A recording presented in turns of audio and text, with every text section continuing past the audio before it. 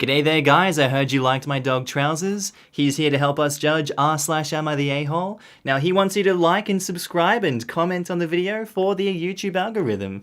Now if you guys love it, sit back, relax, chuck a prawn on the Barbie, and get ready for some bloody good content. Thank you. Posted by user Key Awareness 6637. Titled, Am I the a-hole for wanting my girlfriend to stop sucking her thumb? So I, 28 male, live with my girlfriend, 22 female, of 3 years together. Everything has been brilliant and nothing has ever come between us until now. I came home last week from work to find her watching TV, sucking her thumb. I was a bit surprised and asked her what she was doing. She said that she does it to comfort herself and is a force of habit. I'd never seen her do this before, so I just thought that it was a one-off. But every time I was seeing her around the house, she was sucking her thumb. My theory is she was embarrassed about it, so never did it round me, but now feels comfortable enough that she just does it in front of me, not caring. So this goes on for a few days, and I'm starting to get annoyed, as I think it's babyish and it's not good for her teeth. And just for your information, she told me as a kid that she had buck teeth and needed braces.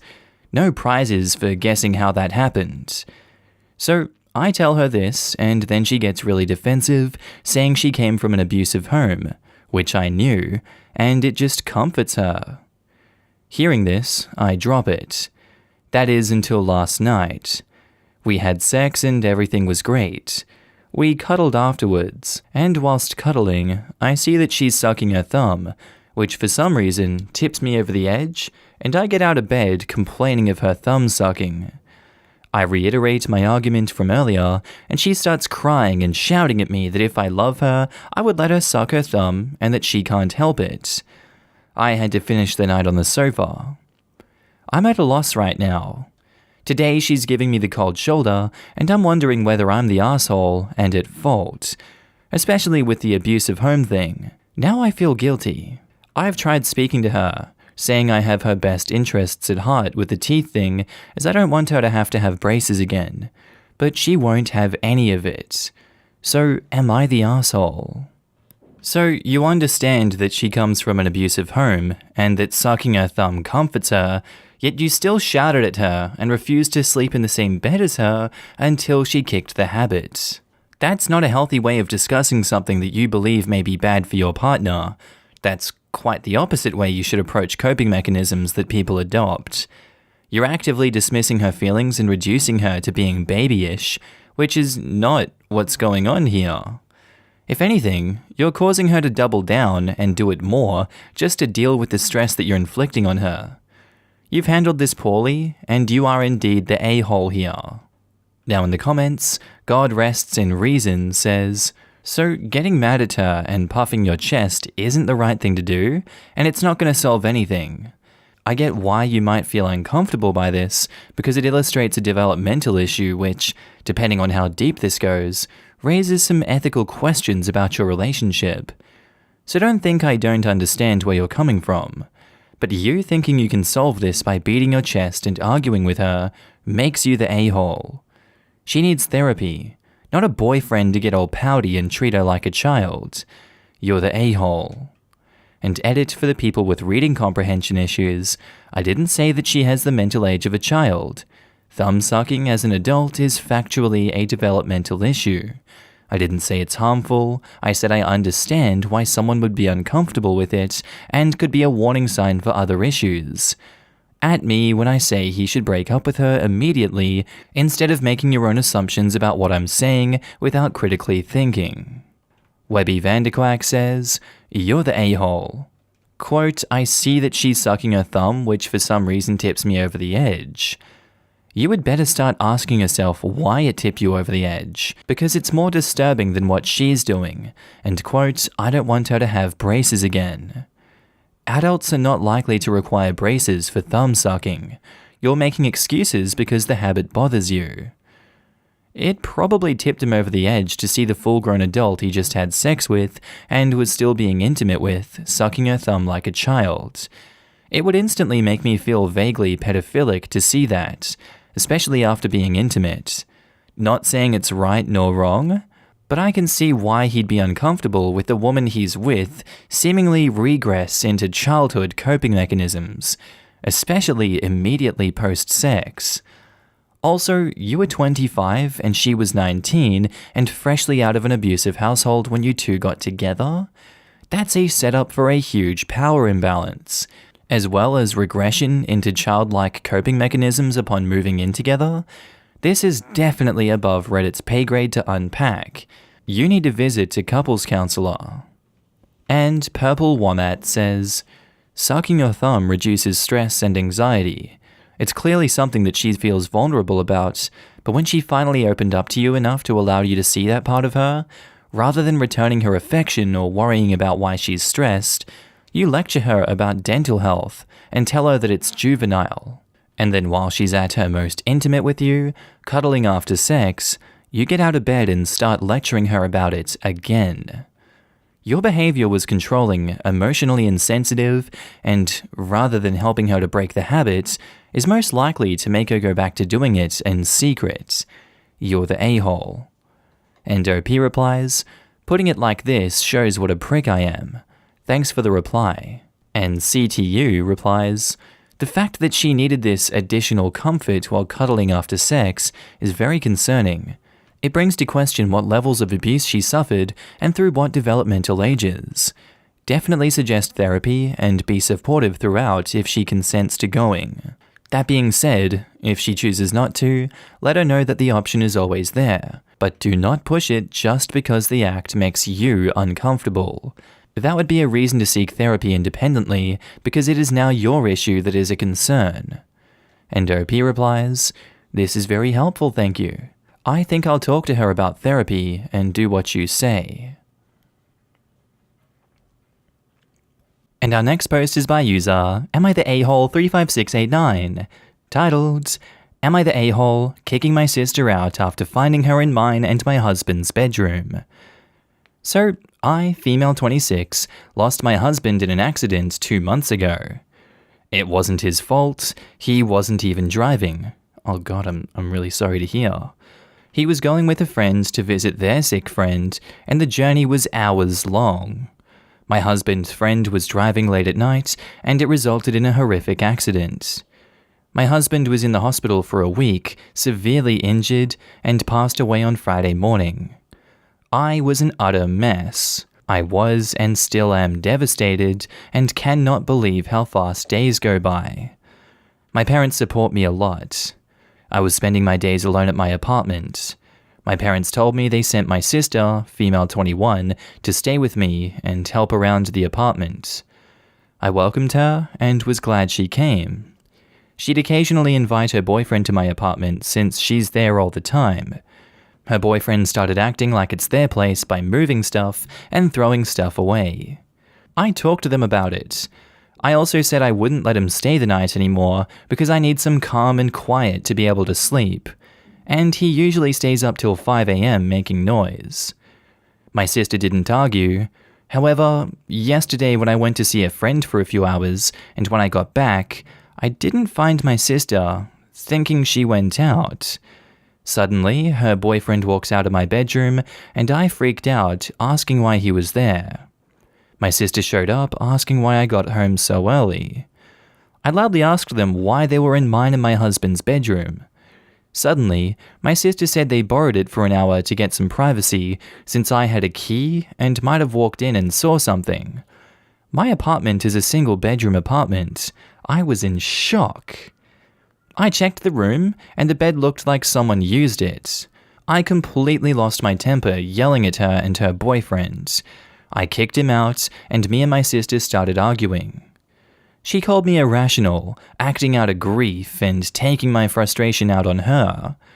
I told her to leave if she wasn't willing to respect mine and my husband's private place, and that she should have never walked in it. After that, I kicked her out. My mum came to see what was going on. She defended my sister and blamed her boyfriend, saying I had every right to kick him out, but my sister took the time to come and stay with me to support and help, and I was wrong to treat her like this, saying that's just how kids are, and didn't know that it had upset me this much. My dad agreed that I overreacted and wanted me to talk things out with her, but I refused to do it. Are these guys just forgetting that your husband died and you're still trying to process that? And that these two just walked in and had sex in the same bed that you and your husband shared?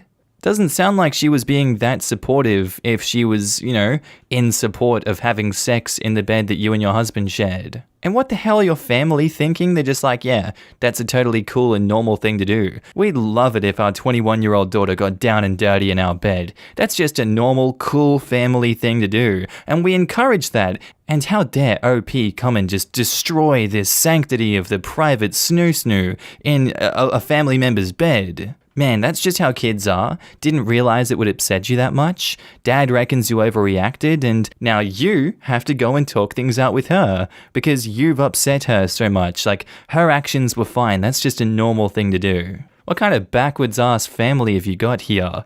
They all sound terrible. Throw them all in the trash. There's no way that you're the a-hole in this situation. Jesus Christ, these people just lack so much empathy. It's like an empathy black hole and they're just sucking it all out. They're just like, all your positive emotions, they're mine now. They're all mine. Only sadness and negativity for you. Screw you. So my judgment for this one, based off of all of that, is not the a-hole. Now in the comments, Fake Vivisectionist says, not the a-hole. Oh my god. Your sister and her boyfriend were having sex in the bed you shared with your recently deceased husband? There comes a point where help becomes a hindrance. Your sister has passed that point. I'm so sorry for your loss. Thank you, and you're right. I just never thought she'd do anything like that. To be honest, my mum said that it was her boyfriend's suggestion after she talked to my sister about it. Either way, this is not acceptable to me. I appreciate the help and support, but the bedroom was a mess, the bed was a mess. I haven't even washed the sheets ever since my husband's passing. They used to help me sleep at night because his smell was on them. It was incredibly noticeable. I can't explain it, but it definitely made me feel like he was there. But now I can't even look at the bed because of how angry I am. I don't think I'll be seeing my sister anytime soon after this. Oh God, I'm so sorry. I wouldn't find this forgivable either if it were me. It's just so violating. Even without your recent trauma, it's gross and violating. Exactly, like, don't screw on someone else's bed when you don't have permission. I don't understand why some people find that so difficult.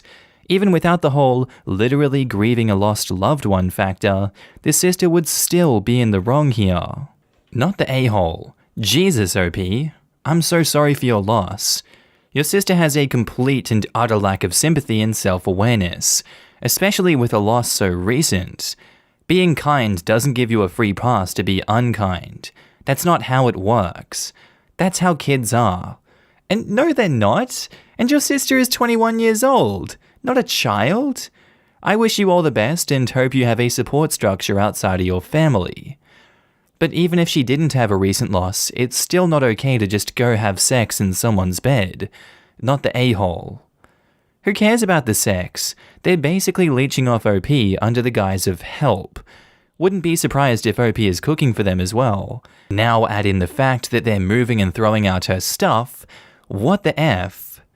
I was gonna say, why are the parents making such a big deal about her kicking the sister out when she was supposedly only there to help the OP and not the other way around? My guess? Sister lives with parents and parents are sick of her crap too. Not the a-hole. This is the kind of help we can all do without. It makes me sick just thinking about what they did. How inhuman, entitled, and out of touch do you have to be to do it in a grieving widow's bed? I couldn't bear to look at the people again if it were me. Don't let anyone make you feel guilty for this. I'm so sorry for your loss. You deserve peace and quiet right now. Take it and block the sources of stress. Help, Lamau? What is wrong with their parents and sister to be defending her sister's actions? I get it. Families want their children to keep the peace, but not being able to see objectively that someone disrespected boundaries during a sensitive period, Like, even if it's the boyfriend's idea to use the bed, the sister is also at fault for going with the suggestion, but the mum chooses to ignore her compliance like she didn't have a choice at all, but to just go along with the boyfriend, throws hands up in the air. The sister is truly a piece of work for saying she is irrational. Wow. I didn't know actions have consequences. Shocked Pikachu face. And acting out of grief and taking my frustration out on her? Lol? Crossing a line is apparently not that bad, and even if OP was taking it out on her, she has every right to.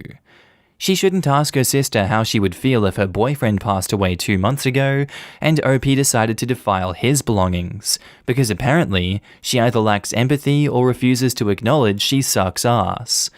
I would just tell the parents, I wonder how you'll feel once it happens to you, and smile at her dad and wait for a good reaction. Am I evil for saying that? Our next post is by user AnnoyedMum79, titled, Am I the a-hole for telling my mentally ill daughter she can't call me or her stepfather every time something in her life goes wrong? So my daughter is 21 years old and diagnosed with BPD and bipolar 2. She's currently medicated and going to therapy. But she often has huge meltdowns whenever any minor inconveniences go on in her life. Her meltdowns often consist of full mental breakdowns with crying, screaming, and pure rage. Yesterday afternoon, she called me in the middle of one of her episodes. She had gotten a flat tire on the interstate and was crying and screaming because she was frustrated that she wasn't strong enough to change it. She begged me to come help her, but I had an incredibly important call in 30 minutes, and she was 30 minutes away. I told her to call her boyfriend, and she said she didn't want to bother him. Annoyed, I told her she would have to figure it out and to not bother her stepfather like she usually does when I can't help her. We ended up getting into a huge argument while she's screaming and crying, telling me I don't care about her.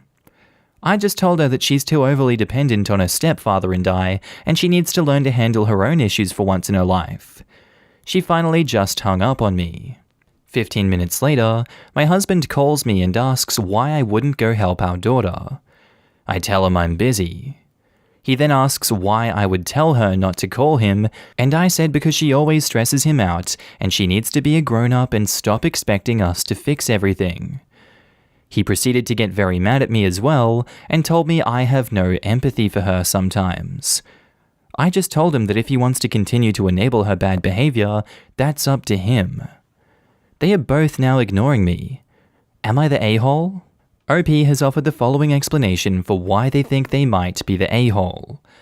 I think I could maybe be the a-hole because my daughter is seriously mentally ill, and I understand she struggles with things I don't struggle with, so I know it can be harder for her to seriously do a lot of normal grown-up things.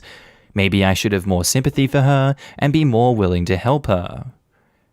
I really think you hit the nail on the head there with that one. I do think you need to have more sympathy for her and be more willing to help her. I understand it's really hard when she's 30 minutes away and you have an incredibly important call in 30 minutes. But at the same time, I think this is one instance where it's pretty hard for you to help in that 30-minute gap. But I don't imagine every other instance it's too hard to help out. But then I guess there's also the argument people can put out there saying she's an adult, she needs to learn to fix her own problems, you can't help her every time there is a problem. Yes, maybe she doesn't need your help in a lot of these situations, and I don't think you should always help out. But this one in particular, I know it's hard for you to do it, but it kind of feels like you should be there to help her. She is incredibly stressed out. Yes, she is mentally ill, but this is one of those situations you need to put that important phone call to the side and help your daughter out. You don't even have to go there physically for her. You can be the one to call someone that can come help her, like a professional service. Something. She's panicking, she's not thinking properly, you're her first port of call. I really do feel like you've let her down in this situation, and she would lose a lot of trust in you, and her anger and upset is valid in this situation. She needs you to be there to help in some way when her life is falling apart right now, and you're not doing that for her. Instead, you're attacking them. That's really not the way to go about this situation. You handled this so poorly. You're the a-hole. Now in the comments, Mun Lady says, "You're the a-hole. While you may feel that she overreacts in certain situations, in this particular one, she really needed help. Anyone would be stressed about a flat tire on the interstate, and she called you to help her, not shame her for having emotions. Hell, even telling her how to contact professional help would be enough when she's panicking on the side of an effing highway." This exactly. OP didn't have to help themselves. Simply explaining how to call for help and how to stay safe until it arrived would have been useful. OP could even have called for help if the daughter could say where she was. A whole bunch of bad stuff has happened to me this year, verified by others, not just me saying, "Woe is me." I totally understand having a highway meltdown. However, years of living with my own mental illness have taught me how to get help. So when I got a flat tire myself recently, I was annoyed, but I also used a really simple app from my insurance company to get help. Your daughter needs to learn that folks can help her, other than you and your husband, otherwise she's going to struggle even more. I think OP has the right idea about working to help her daughter become more independent, but this was a terrible way to go about it, and for that, OP, you're the a-hole. Macaroni Rascal 42 says, "You're the a-hole. Your daughter is very mentally ill. She's also quite young and is on medication and in therapy to get help. She's working on it and she needs support. It's good that she's calling people for help. That's what people should do when they're in need of it. If she had 2 broken legs and she called you saying she needed help, would you tell her to stop asking for help and to figure it out herself? I'm assuming not. You are being unempathetic to your daughter and blaming her for something completely out of her control. Shame on you. Do better. You're the a-hole. This was a legitimately scary situation, and it reads as if you used it to dump your angry and resentful feelings all over her. I'm sure it's difficult having a daughter with those issues, and you're probably tired, stressed, and burned out. But you also don't seem to have any empathy, as your husband says. Imagine having these enormous emotions that come rocketing out of nowhere. You want to control them, but you're being swamped and they just don't stop. And then you call your mother, and she indicates that you're being annoying and that you just need to figure this out for yourself. And this time is a potentially life-endangering issue. Yikes.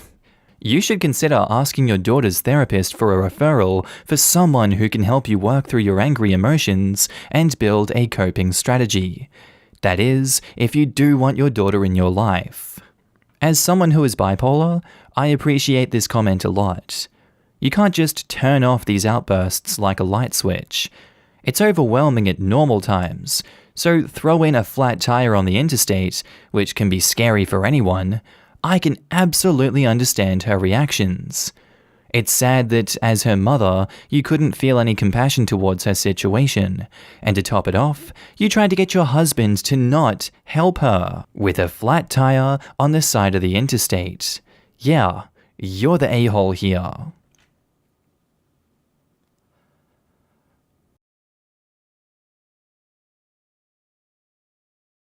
Alright guys, that's the end of the video. Friendly reminder that I'm now posting daily on my second channel, Markee 2. If you want to laugh at memes with me, link is down in the description below. On phone, you just click that little arrow underneath the video. I also want to say thank you to all my channel members and Patreon subscribers. Your names are currently floating down the screen here, and I love to see all of you guys. Thank you for joining me on this journey. Thank you for supporting me. I really appreciate it. If you see yourself on screen, I want you to give yourself a big pat on the back for being amazing as always, and thank you for supporting me again. I do hope that you guys have a good day, night, sleep, whatever it is you're up to. I'll see you in the next video. Bye.